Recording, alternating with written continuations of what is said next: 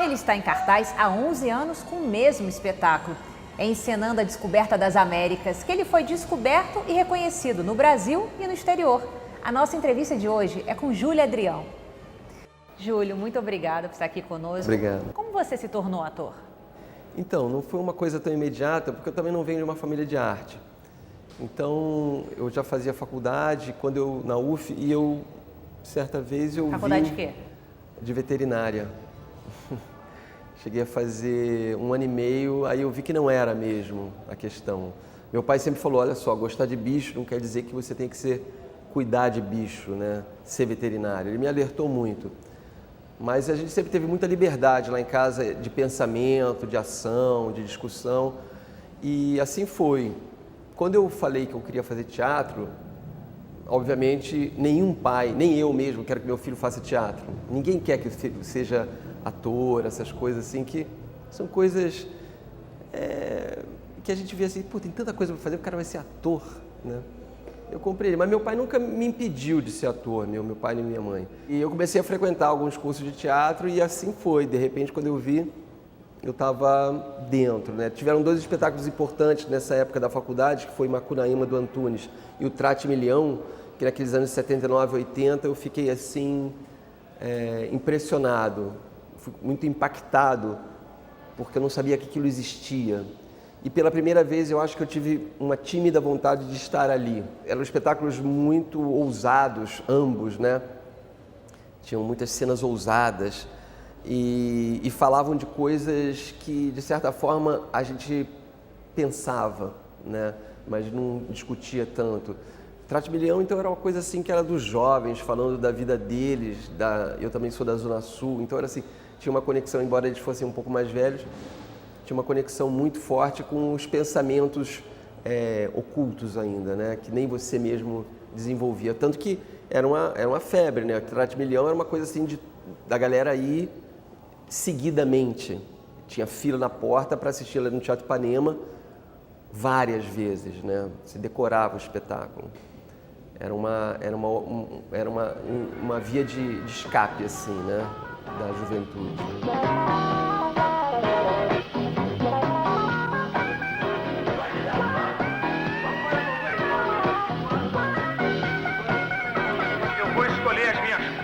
Dúvidas,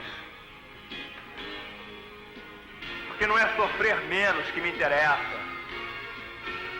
mas experimentar sentimentos de profundo prazer. Como foi sua experiência na Itália? 87 foi um ano assim importantíssimo na minha vida, porque foi um ano que eu fazia um trabalho de treinamento físico do ator com a Helena Varvá, que tinha um grupo que trabalhava, que não era com o objetivo de montar cena, mas de treinar o ator, de desenvolver fisicamente. Naquele ano, o Eugênio Barba e algumas companhias de teatro da Itália, especificamente, que trabalhavam nessa linha de trabalho de físico do Eugênio Barba, vieram ao Brasil. Tascabile di Bergamo e o Potlet de Farasabina e o Farfa, da cidade de Farfa.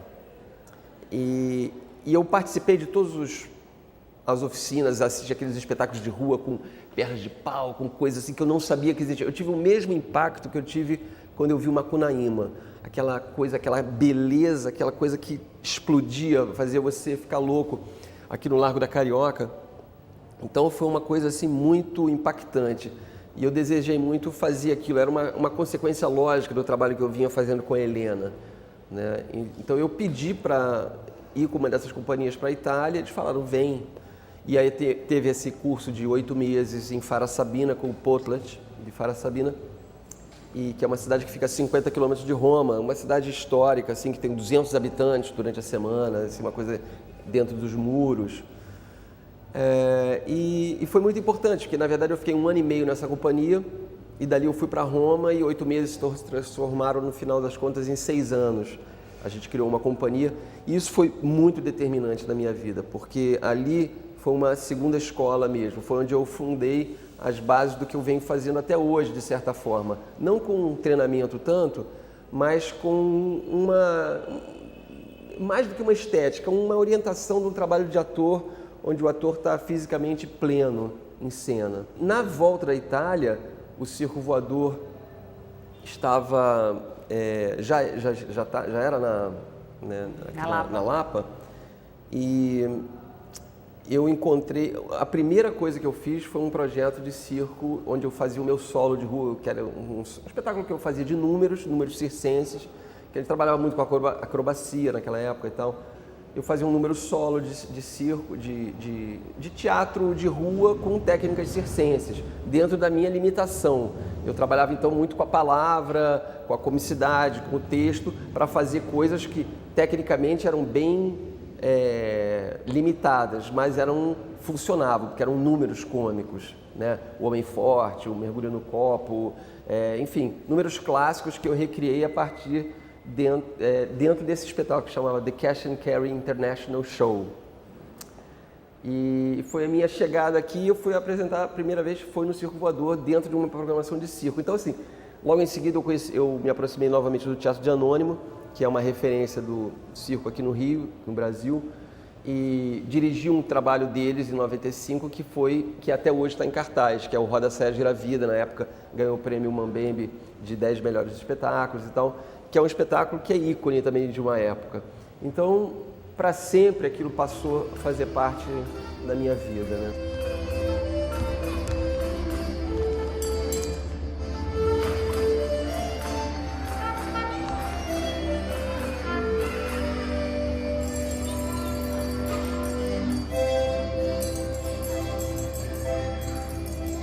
Mas apesar dessa proximidade com o circo, você disse recentemente que você se aproxima mais de um bufão do que de um palhaço. Por quê?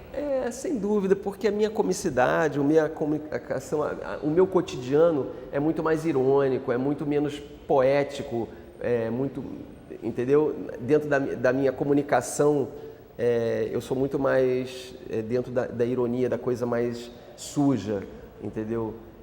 Politicamente incorreta, assim. Então eu estou mais para isso do que para uma coisa mais lírica, que é a coisa do palhaço, do nariz de palhaço. Tanto que eu nunca usei o nariz de palhaço. Mas na sequência da minha volta, eu tive um trio de comicidade de rua, que começou na rua, depois fizemos muito no teatro, que era a Companhia do Público. Originalmente éramos eu, Sérgio Machado, que é o top da nossa, do ator cômico espontâneo, que eu não sou, né?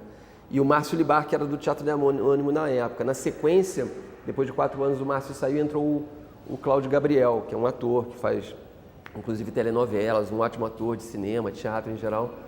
E nós trabalhamos durante 8 anos, também dentro da linha do Cash and Carry, com números cômicos, e nós fazíamos escadas para o Sérgio Machado. Então, a gente viajou o Brasil inteiro com esse espetáculo. Foi um espetáculo que durou 8 anos, ele ia mudando os números e era sempre o mesmo espetáculo, que era A Sua Melhor Companhia. Mas sempre trabalhando muito a gente era muito outsider, né? Dentro dessa galera que não frequenta, não está dentro do teatro, as pessoas conheciam a gente, mas a gente não era dentro não tinha um reconhecimento maior, assim, né? Agora isso mudou com a descoberta das Américas, Sem né? dúvida. Por que a opção de fazer um espetáculo solo, um monólogo? Foi uma coincidência de questões que aconteciam na época. Eu tinha feito essa tradução em 2000 com a Alessandra Vanucci. Na época, ela me convidou porque ela é italiana, fala bem português, mas não falava suficientemente bem para ter a palavra final. E eu tinha morado muitos anos na Itália, falo bem italiano. E ela me convidou para fazermos essa tradução sob encomenda. E nós fizemos, e o trabalho resultou numa leitura. E ela falou, esse texto não é para ser lido, ele foi oralmente criado, então, depois que ele foi transcrito, então vamos levá-lo para a oralidade de novo. Então, ela me propôs fazer um exercício de contar a história. Isso foi o grande lance, né? O grande diferencial, porque ela o tempo todo me alertou, você não tem que decorar as palavras que nós escolhemos para o texto, você tem que contar a história. Quando eu comecei a contar a história, naturalmente, apareceu até como ferramenta de defesa, né? Quando você está acuado, você tem que ir para cima, tem que resolver a questão.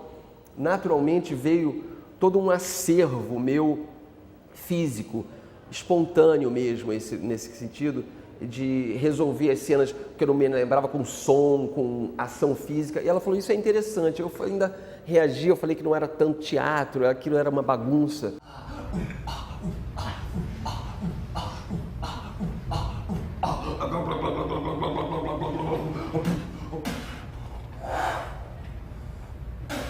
foi um primeiro exercício muito rico. E nós fizemos e chegamos a apresentar umas 5 vezes, mas ele foi para a gaveta. Na sequência a gente fez o Rusante, que é um espetáculo do Rusante, século XVI, Itália e tal, antes da Comédia dell'arte e tal, precursor, que era com a companhia do público. Foi o nosso canto final, né? Foi um espetáculo, um texto teatral, e lá eu refundamentei a questão que depois foi alimentar a Descoberta das Américas em termos de ator mesmo, de atuação. Porque o Rusante era na rua do mercado, também na rua, sábado e domingo de tarde, assim, no cair da tarde, um espetáculo muito rústico, muito potente e que durou pouco. Coisas que acontecem. A companhia se separou naquela época e eu, como válvula de escape, caí dentro da Descoberta das Américas como opção de fazer de novo, aqui em 2004. A Alessandra me ajudou, o Sidney Cruz foi muito importante também, ele tinha dirigido o Rusante, me ajudou também a produzir, e nós estreamos na Rua do Mercado 45, onde hoje já foi vendida a casa. Já são 11 anos, né? 11 anos, mais de 600 apresentações, acredito, né? Agora, o monólogo ele também é uma relação direta, né, com o espectador. Você acha que nesses tempos que estamos vivendo aí de muitas relações através de redes sociais, esse contato é fundamental? O público sente falta disso? Sente muito falta. De olhar no olho, de ver o ator olhando para ele. Eu falo muito disso no espetáculo, porque eu falo no final do espetáculo, eu agradeço ao público, né? Atualmente, o espetáculo vem mudando, né? Vem mudando assim no sentido de ele vem amadurecendo. Ele é o mesmo espetáculo, só que eu acho que ele hoje está na sua potência melhor, assim, né? Ele está realmente maduro, tem uma maturidade. E eu sempre agradeço ao público pela presença e digo assim, o teatro é fruto mais do que um prédio ou um texto. O teatro é esse encontro que acontece somente uma vez na vida, cada vez que ele acontece de novo. E cada vez que acontece é uma única vez. Por isso que ele é tão rico, tão único, né? Porque somente o teatro ou as coisas de palco, né? Um show de música, por exemplo, acontecem dessa forma, é presencial mesmo. E a relação, se eu estou sozinho, só tem uma pessoa, o teatro acontece. Se não tem ninguém para assistir, não acontece o teatro. Eu posso até fazer um ensaio, mas não acontece o fenômeno teatral, que o fenômeno teatral é esse encontro, né? E o meu espetáculo é muito potente, assim, eu tenho noção disso, de como ele é todo frontal. Nem todo espetáculo solo ele é todo frontal, né? Mas o meu, a grande parte do tempo do espetáculo, eu falo diretamente, então eu falo para todos. Você olha mesmo o espectador? Eu olho mesmo, tanto que eu deixo uma breve luz na plateia para eu poder enxergar a plateia, entendeu? Então, quando eu olho para uma pessoa, é meio que uma plateia inteira se sente olhada.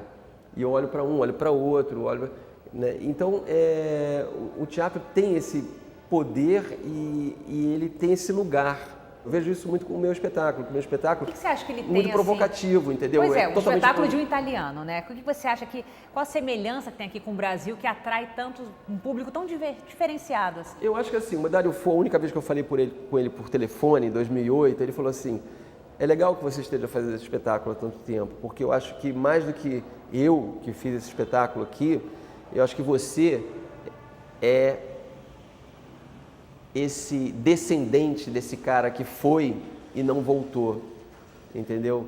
E você contar essa história é totalmente pertinente. E eu conto dentro do roteiro que ele escreveu e eu não faço concessão, né? Eu não coloco o Brasil em primeira pessoa, mas também, embora eu aproveite algumas coisas de referências, eu não abro mão de ser um espetáculo bastante incomodativo, muito irônico. Hoje em dia ainda mais, com as questões aí de politicamente correto e tal, né? Existem muitas cobranças por conta do que eu falo, porque eu boto, sobra para todo mundo, sobra para judeu, sobra para gordo, sobra para mulher, sobra para, né, para homossexual, sobra para de tudo. Dentro da narrativa que é muito ingênua, existe uma humanidade muito forte em transformação, que é desse personagem. E eu acho que esse que é o grande lance do espetáculo, é a transformação do cara ao longo do processo narrativo que ele faz, de 40 anos que ele narra ali. todo mundo pelado, quando quisesse, quando quem quisesse, só não podia comer manga. Era expulso no paraíso. Nós estamos aqui nessa terra muito verde, muito sol, da água da casa, todo mundo pelado, quando quiser, comendo quem quiser comendo, inclusive manga. O que me move sempre a continuar é que é um espetáculo que eu gosto muito de fazer, que é o meu trabalho, me dá uma liberdade incrível de criar a minha agenda, né?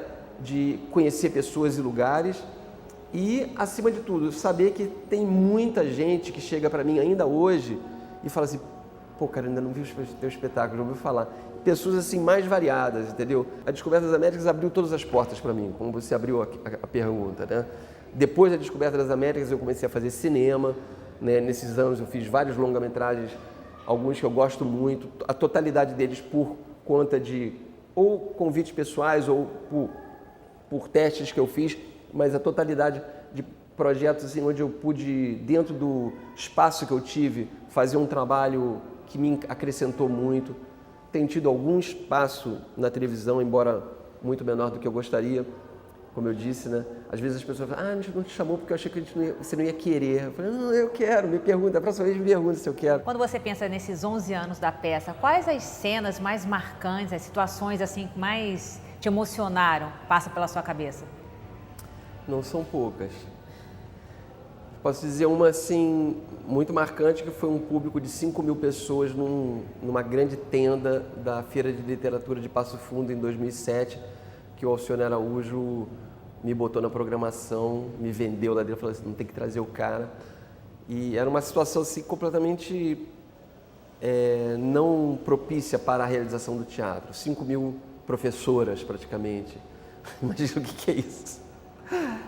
E com telão, com câmeras filmando, mas assim, foi uma experiência de rock, de show de rock, né?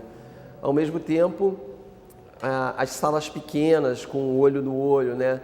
E especialmente, eu fiz algumas apresentações agora pelo Fomento, mas já tinha feito antes com tradução simultânea em Libras, que é um outro universo. Então eu fazendo a cena e ao meu lado um outro espetáculo paralelo acontecendo com a menina, o rapaz fazendo um trabalho rápido, incrível, né? Incrível. Tinha hora que eu parava e deixava para ela, criava um jogo na hora, assim.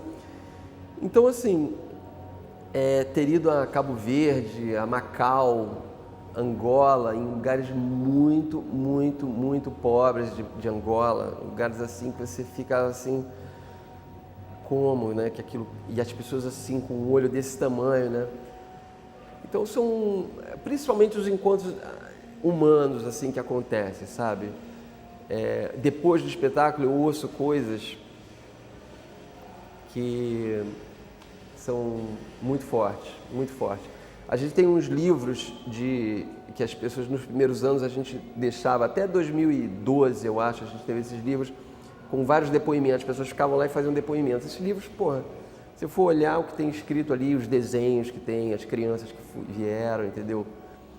Então assim, foi muita coisa boa que aconteceu mesmo, né? A vida, se teve o Trate Milhão lá atrás e o Macunaíma que me deram esse insight de que eu precisava ir para ali na sequência em 87, né? Isso foi em 79 que eu falei. Em 87 teve os grupos italianos que me levaram. E aí quando eu voltei, teve aquele Rusante que depois explodiu para Descobertas Américas em 2004, quando a gente pegou mesmo para fazer, para estrear em 2005. Eu acho que são momentos assim muito claros para mim da minha trajetória. Eu olho para trás hoje assim e eu vejo toda uma coerência e é muito belo ver isso, né? As pessoas que passaram e que me serviram assim de apoio, de degrau para cada nova etapa, né? Então desde lá, quando a gente fez o primeiro espetáculo lá, dirigido pelo Moacir, né, com a Lúcia Coelho, o Fábio Junqueira e tal, e na sequência assim, e hoje eu olhar assim e ter um bando de jovens, né, olhando para mim e me perguntando coisas, me tendo como referência também de um tipo de trabalho, querendo saber mais. Como você teve há um tempo atrás, né? E eu me sinto na obrigação, assim, no compromisso, mais do que tudo, né, de ter essa qualidade de atenção, né? E que é muito legal, né? Porque você vê coisas em nascimento. Bom, Júlio, muito obrigada pela entrevista. Espero que a gente tenha mais 11, 12, 13 anos de Descoberta das Américas, para todo mundo poder ver. Muito tá bom? obrigado. Obrigado, um prazer. Valeu.